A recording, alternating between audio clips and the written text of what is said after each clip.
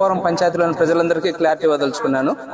గోపవరం పంచాయతీకి సంబంధించి 5 సంవత్సరాల పదవిని రాచమల్లన్న 2.5 సంవత్సరం రాఘవాకు 2.5 సంవత్సరం కొండయ్యన్నకు ఇవ్వడం జరిగింది.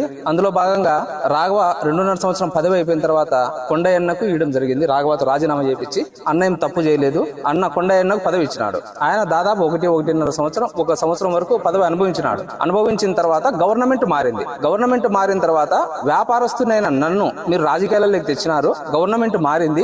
ఆడ అంగట్లో కూర్చోంటే గనుక నేను వ్యాపారస్తుని రోజు ఎంతో కొంత సంపాదించుకుంటాను. ఈ రోజు నాకు ఆ సంపాదన లేదు. ఈ ఆఫీస్ లో చూస్తే తెలుగుదేశం వల్ల పెత్తనం ఎక్కువైపోయింది, నాకు ఇబ్బందిగా ఉంది, నన్ను ఇబ్బంది పెట్టినారని నన్ను దేవిప్రసాద్ రెడ్డి సార్ అనడం వల్ల నేను దేవిప్రసాద్ రెడ్డి సార్ ఇద్దరం కలిసి కొండయ్యన్న డబ్బు 38 లక్షలకు సెటిల్ చేసినాం. కొండయ్యన్నకు ఆ పొద్దు తీసుకొని ఈ పొద్దు నుంచి నాకు ఈ రాజకీయాలకు సంబంధం లే, ఈ పంచాయతీ ఆఫీస్ కి సంబంధం లే అని చెప్పేసినాడు. ఈ నుంచి మీరే పంచాయతీ ఆఫీస్ కానీ రాజకీయం కానీ చూసుకోండి, నేను వెళ్ళిపోతానని వెళ్ళిపోయినాడు.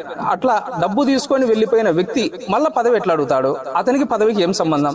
రెండు, ఒకవేళ నేను దేవిప్రసాద్ రెడ్డి సార్ కలిపి 38 లక్షలు ఇయ్యలేదు అంటే గనక ఇచ్చినామని నేను కాణిపాకం వచ్చి ప్రమాణం చేస్తా. నేను దేవిప్రసాద్ ఇద్దరం వచ్చి ఇయ్యలేదని మీరు ప్రమాణం చేయండి. ఒకవేళ మీరు డబ్బు తీసుకునేది నిజమైతే గనక మీకు హక్కు లేదు కదా. హక్కు లేనప్పుడు మళ్ళీ రాచమల్లన్న ఎట్లా ప్రశ్నిస్తారు మీరు? కాబట్టి ఈ తప్పుడు విధానాన్ని, ఈ తప్పుడు పద్ధతులను గోపవరం పంచాయతీ ప్రజలు గమనించాలని తెలియజేసుకుంటూ, ఏదైతే డబ్బు తీసుకున్నావో ఆ రోజు సాయంత్రం మరుసటి రోజు నువ్వు కాశీకి పోయినావు, దేవుని కాడికి పోతా లెక్క తీసుకుని పోయినావు. ఇది అబద్ధమా కాదా చెప్పు. డబ్బు తీసుకున్న తర్వాత మళ్ళీ నీకు ఎట్టొస్తుంది పదవి? ఈ విషయాన్ని కూడా గుర్తు పెట్టుకోవాలని